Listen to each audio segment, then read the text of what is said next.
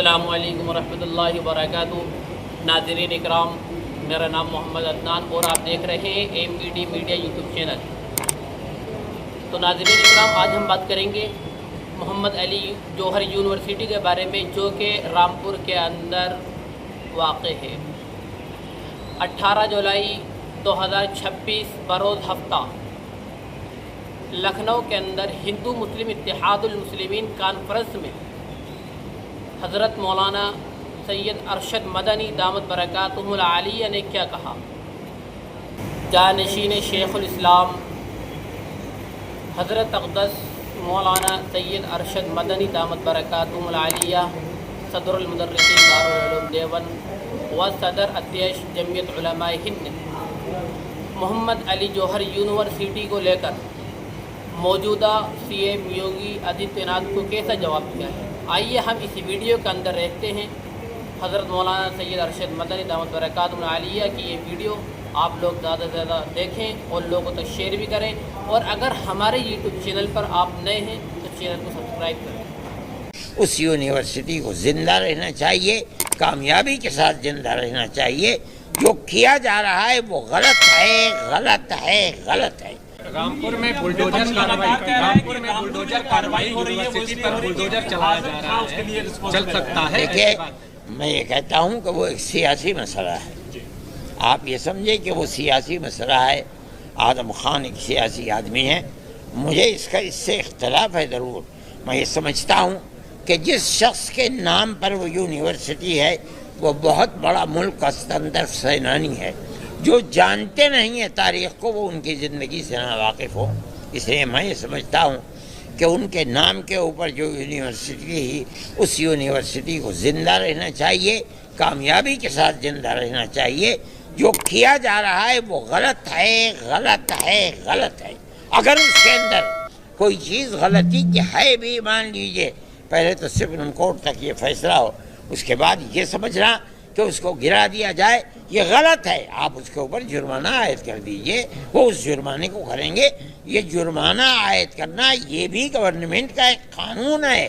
اگر کسی نے اپنے مکان یا کسی بلڈنگ یا کسی عمارت کے کو غیر قانونی طریقے پر بنایا ہے تو اس کا صرف ایک سبب یہی نہیں ہے کہ آپ اسے گرا دیں، جبکہ ہزاروں لڑکے اس کے اندر پڑھتے ہیں اور وہ تعلیم حاصل کرتے ہیں، تو اس کی حفاظت کرنی چاہیے۔ اپنے قانون کی آپ حفاظت کرتے ہوئے آپ اس کے اوپر جرمانہ عائد کر دیں، یہ ہو سکتا ہے، لیکن آپ اس کو یہ کہہ کر کے 38 عمارتوں کو ہزاروں کروڑ کے روپے سے بنی ہوئی اس کو گرا دیں، یہ غلط ہے۔ وہی فرقہ پرستی ہے، وہی نفرت کی سیاست ہے۔ یہ فرقہ پرستی کون کر رہا ہے؟ کون نفرت کی راجنیتی؟ جو فرقہ پرست ہیں وہ کر رہے ہیں۔ ہزاروں کروڑ کے روپے سے بنی ہوئی اس کو گرا دیں، یہ غلط ہے۔ وہی فرقہ پرستی ہے، وہی نفرت کی سیاست ہے۔ یہ فرقہ پرستی کون کر رہا ہے؟ کون نفرت کی راجنیتی؟ جو فرقہ پرست ہیں وہ کر رہے ہیں، فرقہ پرست ہیں وہ کر رہے ہیں۔ میں کیا آپ کو بتاؤں؟ آپ نہیں جانتے؟ کچھ نام بھی آپ بتائیے نا۔ آپ مجھ سے زیادہ دنیا کے اندر رہتے ہیں، میں تو ایک مدرسے کے اندر۔ آپ نام لے کر کے بتائیے کہ وہ لوگ فرقہ پرست ہیں اور فرقہ پرستی کر کے ملک کو برباد کر رہے ہیں۔ آنے والے سمے میں چناؤ ہے 2027۔ میرا کوئی تعلق سیاست سے نہیں۔ میں پہلے کہہ چکا ہوں کہ جمعیت علماء سیاسی جماعت نہیں ہے۔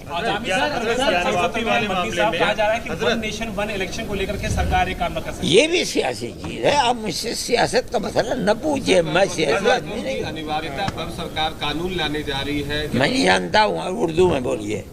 انوارتا بند کیا بنے؟ لازمی قرار دینے جا ہاں، میں کہتا ہوں کہ اس وقت تک قانون یہ ہے، ہر آدمی کو اپنے مذہب کے اوپر چلنے، اپنے مذہب کی بات کرنے کا اختیار ہے، مکمل اختیار ہے دستور کے اندر۔ دستور ہم نے بنایا ہے، دستور کی یہ دفعات مولانا ابوالکلام آزاد اور جمعیت علماء ہند نے اس کو بنایا۔ مولانا ابوالکلام آزاد جمعیت علماء کی ورکنگ کمیٹی کے ممبر تھے، جب تک زندہ رہے ممبر رہے۔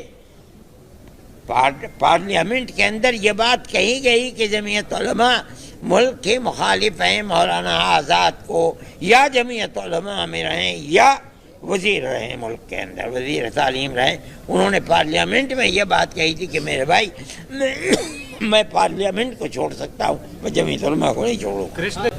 بھاشن جو اسپیچ دے رہی تھی اس میں انہوں نے طلبہ کے مسئلوں پر آپ سے حمایت کی بات کہی، خاص طور سے جو دلی میں جنتر منتر پہ چل رہا ہے، تمام طلبہ الگ الگ یونیورسٹیز کے وہاں پہ میں نہیں جانتا ہوں، دیکھیے میں نہیں سمجھتا ہوں کہ جن لوگوں نے مخالفت کی ہے طلبہ کو بہت بڑا نقصان پہنچا ہے۔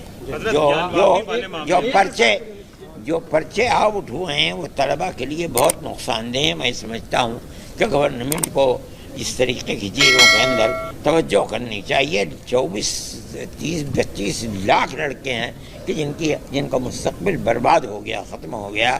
یہ چیز ایسی ہے کہ یقیناً طلبہ کے اندر اس طرح کا جذبات حضرت گیان واپی والے معاملے میں سپریم کورٹ نے یہ نردیش دیا تھا کہ مدھیستہ کے ذریعے دونوں پکش آپس میں بات چیت کر کے اس مسئلے کو سلجھانے کی کوشش کریں، لیکن وہ دونوں ہی پکش اس کے لیے تیار نہیں ہے۔ ٹھیک ہے، میں یہ کہتا ہوں کہ ہر اختلافی چیز کے اندر جو ملک میں پیدا ہو اس کے لیے کورٹ ہے، کورٹ کو اپنا کردار ادا کرنا چاہیے۔ اگر وہ ملک کے قانون کے اعتبار سے کورٹ فیصلہ نہیں کرتا تو یہ رونے کی بات ہے۔ کورٹ تو ایسی ہے جہاں کہیں کسی کو راستہ نہیں ملتا اس کے لیے ملک نے قانون بنایا، جاؤ کورٹ میں جاؤ، وہاں تمہیں راستہ ملے گا۔